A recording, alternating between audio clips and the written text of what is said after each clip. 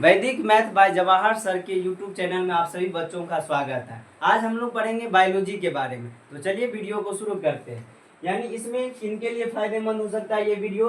9th class के बच्चों के लिए, 10th क्लास के बच्चों के लिए, 11th और 12th और जनरल कंपटीशन के बच्चों के लिए भी फायदेमंद होता है।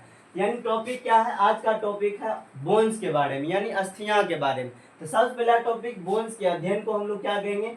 ऑस्टियोलॉजी कहते हैं। अगर वयस्क मनुष्य की बात करें तो उसमें टोटल कितने बोन होते हैं?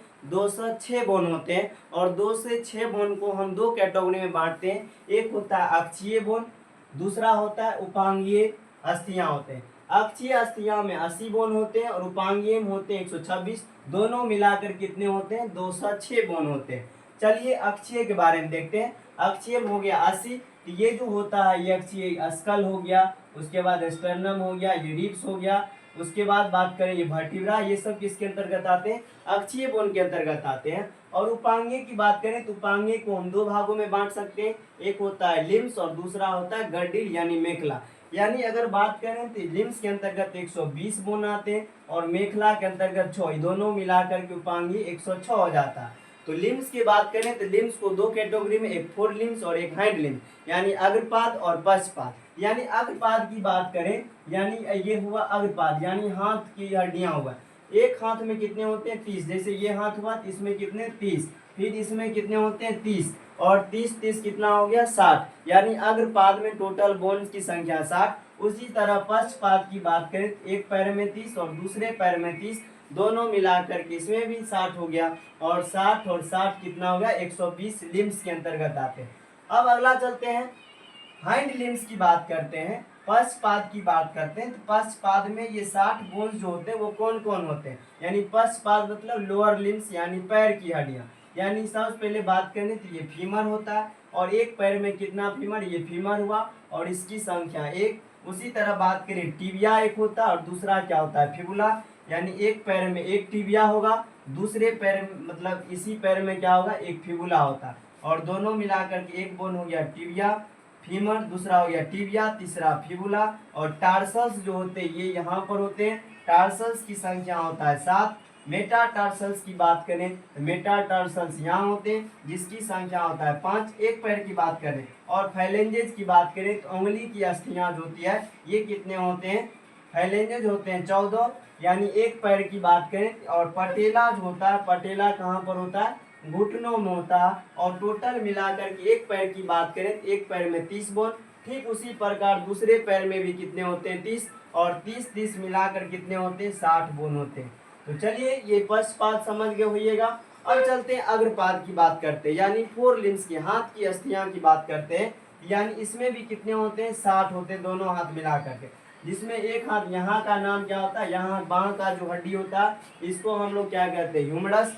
उसके बाद चलते हैं वहां पर अगला बात करें, यहाँ होता है ग्रेडियस और दूसरा क्या होता है? अल्ना। और इसकी संख्या एक हाथ में एक, इसीलिए एक लिखे, अल्ना भी एक। और फिर कार्पल्स, यानी क से कार्पल्स, क से कलाई, कार्पल्स की संख्या 8। मेटा कार्पल्स यहाँ पर होते हैं, यहाँ पर देखिएगा मेटा कार्पल्स होता है, यहाँ कार्पल्स, यहाँ मेटा कार्पल्स और यहाँ फैलेंजेज। और फैलेंजेज मिला के कितना हो गया? यहाँ पर 14 फैलेंजेज में उंगली की अस्थियां। टोटल मिलाकर के हाथ की बात करें तो इसमें कितने होते हैं? एक हाथ में 30 और दोनों हाथ मिलाकर के 60 बोन हो जाते हैं। इस प्रकार टोटल कितना बोन हो गया? 60 और 60 मतलब हाथ में हो गया, 60 पैर में हो गया, टोटल मिलाकर के 120 बोन हो गया। अब चलते मेखला की बात करते, यानी गर्डिल की बात करते।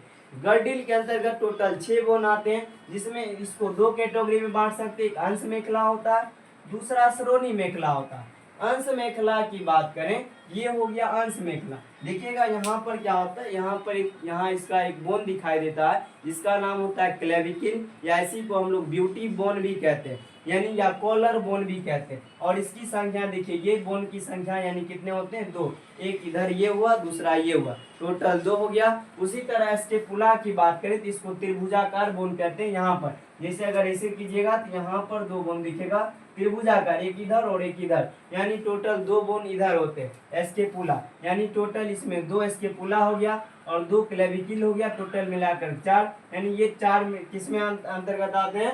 अंश मेखला के अंतर्गत आते हैं। अब चलते श्रोणी मेखला, यानी पेल्विक गर्डिल, जहां पर हम लोग का सेक्स ऑर्गन होता है, इसमें कितने बोन होते हैं? इसमें 2 बोन, एक ये हुआ, दूसरा ये हुआ। और सरुनी मेखला में कितने बोन? 2 बोन। और इस प्रकार मेखला में 6 और मतलब लिंस में 120 मिलाकर के उपांगीय बोन होते हैं 126।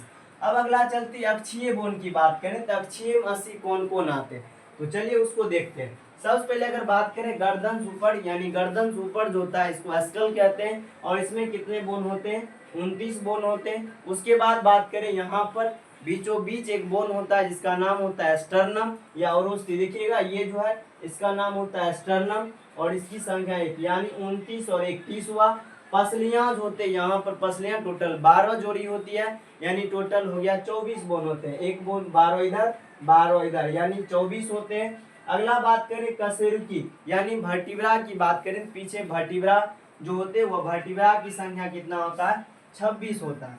इस प्रकार टोटल अक्षीय बोन की बात करें तो 80 बोन होता है। अब चलते खोपड़ी में स्कल में 29 कौन कौन होते हैं?